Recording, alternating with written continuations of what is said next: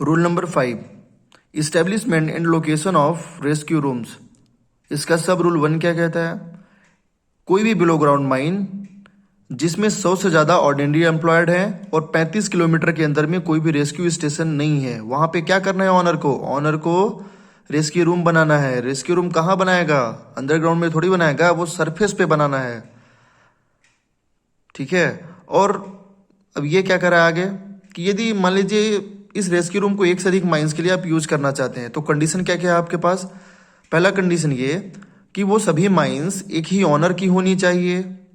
एक ही ऑनर की हो गई, ठीक है। फिर इसके बाद क्या? उन सभी का मैन पावर जो भी है और पर्सन्स ऑर्डिनरी एम्प्लॉयड वो 5,000 से ज़्यादा नहीं होना चाहिए। 5,000 से ज़्यादा नहीं होना चाहिए और वो सभी माइंस 35 किलोमीटर के अंदर में ही होनी चाहिए। अब इसके बाद मान लीजिए इन सभी माइंस को मिला करके आपका मैन पावर जो है 5,000 से ज़्यादा हो जाता है और अब आप चाहते हैं कि इस आप रेस्क्यू रूम को आप रेस्क्यू स्टेशन की तरह यूज करें, तो आप इसको रेस्क्यू स्टेशन की तरह भी यूज कर सकते हैं, लेकिन चीफ इंस्पेक्टर की परमिशन के बिना नहीं करेंगे। तो चीफ इंस्पेक्टर जब परमिशन देगा तो आपको एक कंडीशन स्पेसिफाई कर देगा। वो कंडीशन क्या क्या होंगी? पहला चीज तो आप यहाँ पे एक इनिशियल ट्रेनिंग नहीं दे सकते हैं। आपने ये जो रेस्क्यू रूम बनाया था एक माइंस के लिए, लेकिन अब बहुत सारी माइंस हो गई हैं और इसलिए आप उसको रेस्क्यू स्टेशन की तरह यूज करना चाहते हैं, तो उसके लिए आपको यही करना है। क्या करेंगे? आप इनिशियल ट्रेनिंग नहीं देंगे। ये पॉइंट याद रखिएगा, बहुत ही इंपॉर्टेंट है। आप जो रेस्क्यू रूम था उसको यूज कर रहे हैं रेस्क्यू स्टेशन की तरह, तो आप यहाँ पे इनिशियल ट्रेनिंग नहीं देंगे।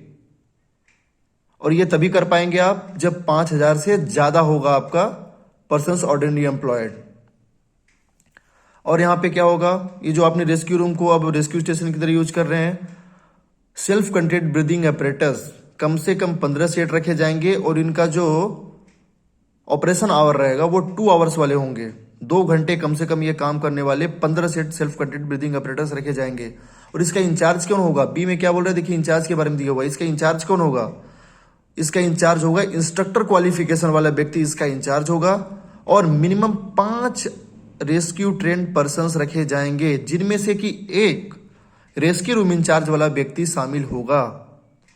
अब सब रूल 2 में क्या कह रहा है कि मान लीजिए आपका कोई फायर सीम है या फिर गैस 2nd डिग्री या फिर 3rd डिग्री के माइंस है, वहां पे क्या करेंगे? वहां पे आपको ये नहीं देखना है कि 100 से ज्यादा ऑर्डिनरी एम्प्लॉयड है कि नहीं है।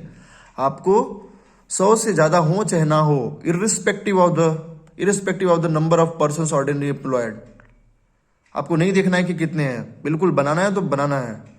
अब सब रूल 3 में क्या करा है? इस rescue room there shall be appointed such number of rescue trained person as may be necessary and one of them possessing the qualification specified platoon. कुछ नहीं, वही कह रहा है कि हर एक रेस्क्यू रूम में पर्याप्त मात्रा में रेस्क्यू ट्रेंड पर्सन्स रखे जाएंगे और उनमें से एक व्यक्ति रूल नंबर 10 मटेरियल में क्या है? रेस्क्यू रूम इंचार्ज की क्वालिफिकेशन दिया है, उस क्वालिफिकेशन का एक व्यक्ति होगा और उसी व्यक्ति को इस रेस्क्यू रूम का इंचार्ज बनाया जाएगा। ठीक है। और एक व्यक्ति वहां पर एक रेस्क्यू ट्रेंड पर्सन हमेशा अवेलेबल रहेगा।